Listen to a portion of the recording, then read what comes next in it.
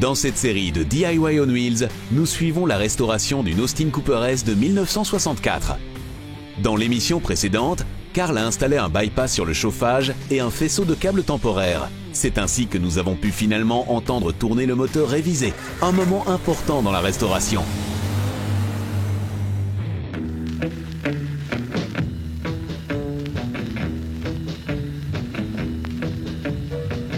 Après tout le dur labeur, il est maintenant temps de rechercher tranquillement tous les détails pour la réplique de rallye que le propriétaire veut réaliser.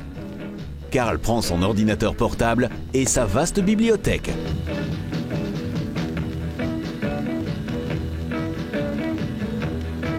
Voilà, la Mini est totalement prête d'un point de vue mécanique. Tous les éléments fonctionnent. Le moteur, la boîte de vitesse, l'embrayage, le système de freinage.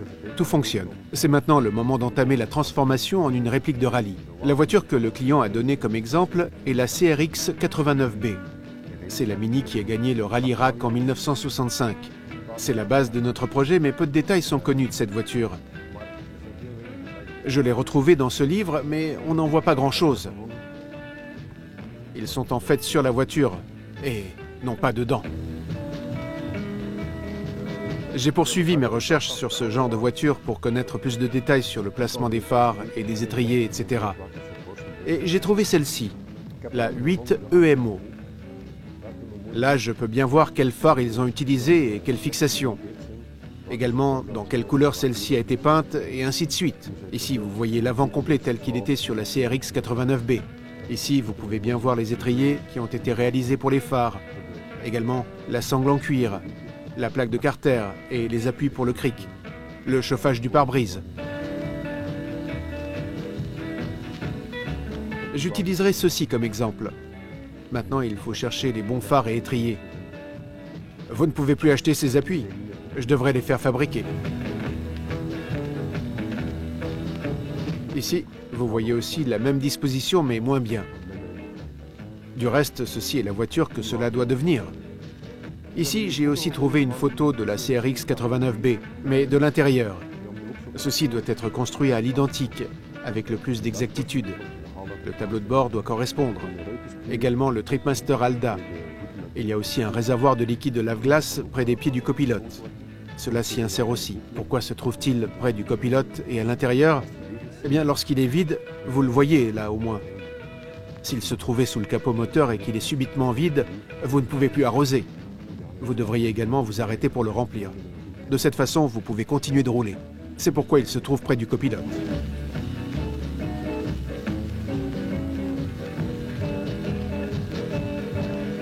Ici, j'ai encore une photo couleur du tableau de bord. Vous voyez aussi que tout le chrome autour des compteurs est peint en noir mat. Ceci a pour but d'éviter l'éblouissement par le soleil. Si le soleil darde tout droit ses rayons dessus, le pilote ou le copilote peut être ébloui. C'est pourquoi tout est donc peint en noir mat. Ici, vous voyez aussi ce réservoir de lave-glace. Tous les fusibles doivent également se trouver à l'intérieur. Maintenant commence donc aussi la partie la plus plaisante de la restauration, mais également d'emblée la plus difficile, à savoir trouver les bons éléments. Donc, avoir les originaux et dès lors imiter tous les détails avec le plus d'exactitude. C'est passionnant et amusant, mais certainement pas facile. Entre-temps, Carl a trouvé et commandé l'une ou l'autre chose. Mais il faut maintenant attendre que les éléments arrivent. Retour à la Mini. Carl peut y monter le volant.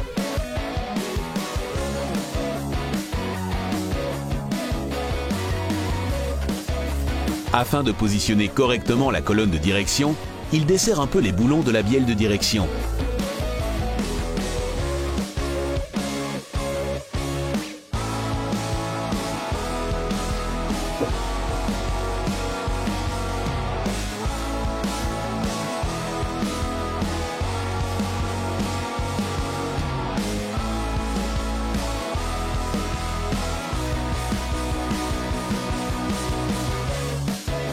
Si celle-ci est bien positionnée, il fixe le boulon en dessous.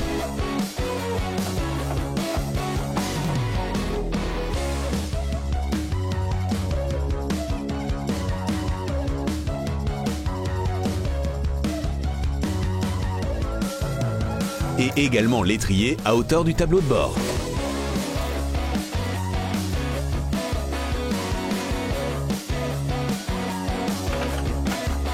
Les boulons de la bielle de direction ne peuvent pas être oubliés, bien entendu. Ensuite, le mécanisme pour les clignotants.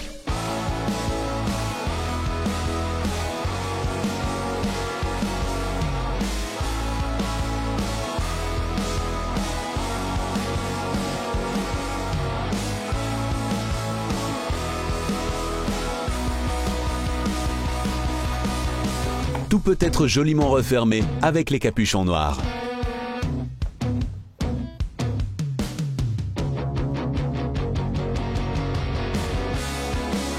Le joli volant Sterling Moss en après-vente, qui était monté lors de l'achat de la voiture, peut être aussi replacé.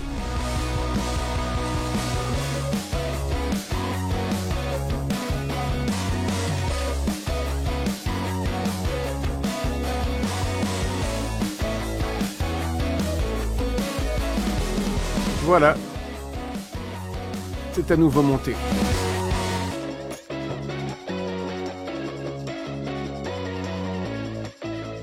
Au suivant.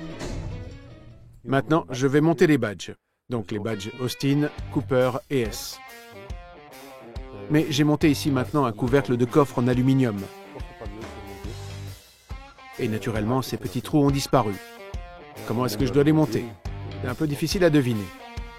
Heureusement, il y a encore une Austin Cooper sur l'allée. J'en ai retiré les badges et dessiné les trous par-dessus. Je peux maintenant les reporter et forer les trous. Ainsi, ils seront certainement à la bonne place. Carl place le gabarit sur le couvercle de coffre et utilise pour cela la poignée et l'encoche pour la plaque minéralogique en guise de référence.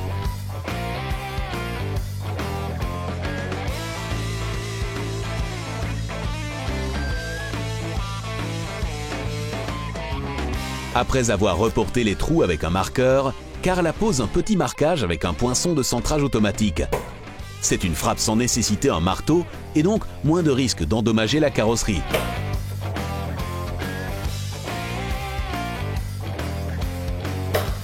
Ces marquages font que le foret métallique ne glissera pas quand Carl commencera à forer.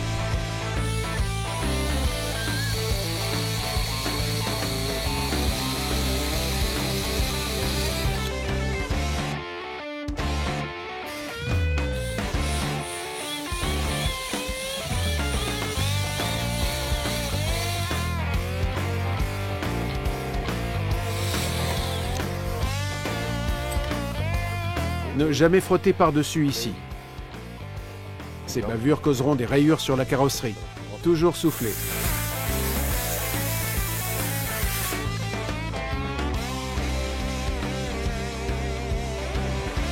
Puis les badges peuvent être placés.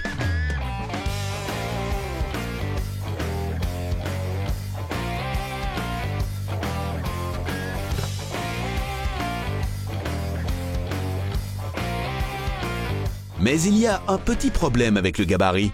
D'après le gabarit, le S devrait se trouver comme ceci. Mais ce n'est pas correct. Ce S doit être tourné davantage. Vous voyez que cela n'est pas vraiment correct. Je dois un peu le glisser. Je devrais donc déplacer le trou d'environ 1 cm afin que tout soit joliment aligné.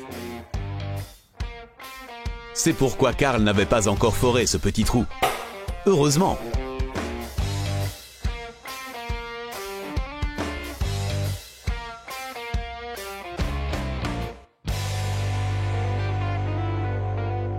Le résultat est joli. Maintenant, je vais monter l'éclairage de la plaque minéralogique. L'éclairage de plaque minéralogique est monté ici sur le support de plaque minéralogique. Sur ces mini antérieurs, ceci était monté avec un système de basculement. Lorsque vous ouvrez le coffre, vous pouvez déposer une grande valise dans votre coffre et votre plaque minéralogique reste suspendue bien droite, avec ses charnières. Les voitures de rallye n'avaient pas cela. On enlevait autant de choses que possible pour gagner du poids. Je vais donc laisser cela de côté. Et monter ici l'éclairage de plaque minéralogique. La plaque minéralogique proprement dite sera fixée ici directement sur le couvercle du coffre. Ceci peut donc être rangé sur le côté et je vais refaire la même chose ici. D'abord tracer ceci puis monter par-dessus.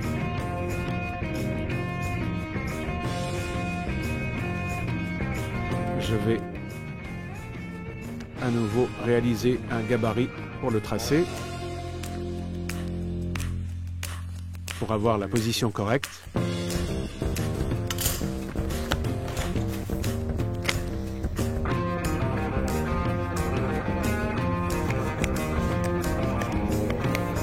Simplement frottez fortement sur le bord. Vous avez alors la bonne forme sur le gabarit.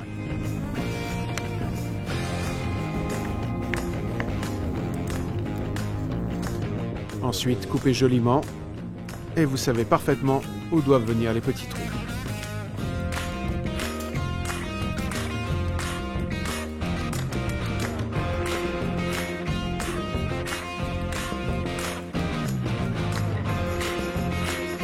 Il faut également encore vérifier avec la plaque minéralogique que le résultat est joli. Et il y a assez de place pour bien monter la plaque minéralogique au milieu. C'est parfait.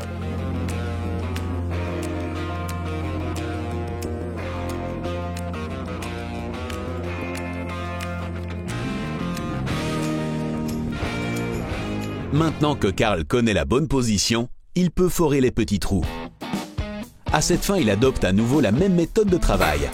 D'abord tracer, puis le poinçon de centrage automatique, et puis seulement forer.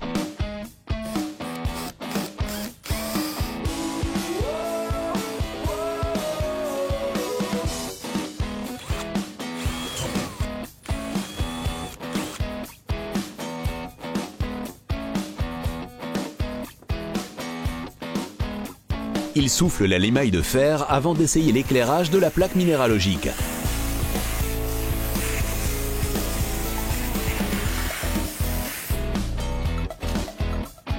Mais il y a un petit problème à l'intérieur du couvercle de coffre. Maintenant, je dois encore forer un peu plus grand pour placer tout à l'heure les écrous.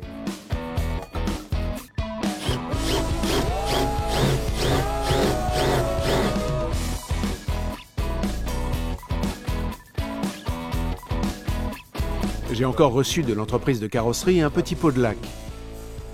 Il me permet de faire de petites retouches. Si je ne le peins pas, cela commencera à rouiller. Donc, avec cette brossette, vous n'en verrez quand même plus rien plus tard. Une plaque est placée par-dessus, mais je veux tout finir joliment.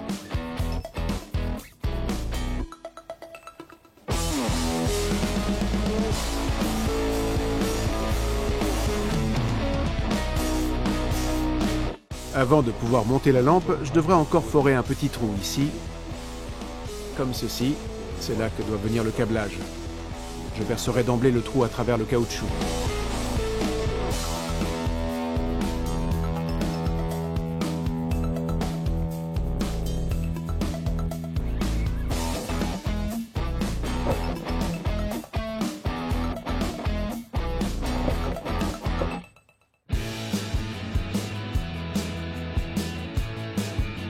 Ici aussi, à nouveau forer le trou de la même manière.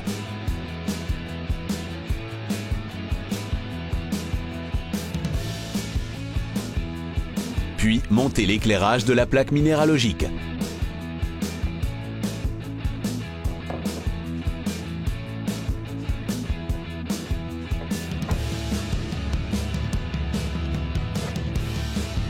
En prévoyant des trous plus grands à l'intérieur du couvercle de coffre, les écrous peuvent maintenant aisément être placés.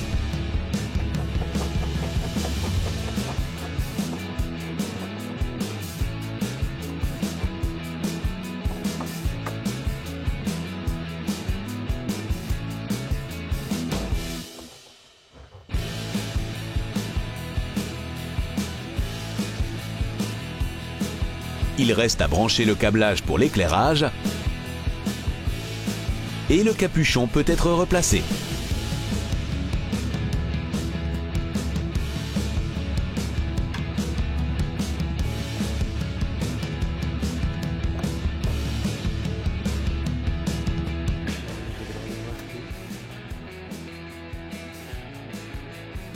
Et maintenant, il faut cacher le câblage. Naturellement, ce câblage est trop long. Celui-ci doit entrer, mais il sera encore raccourci plus tard. Le couvercle de coffre peut être refermé maintenant avec la plaque en carton. Pour cela, Carl utilise de nouvelles petites vis pour obtenir un joli résultat.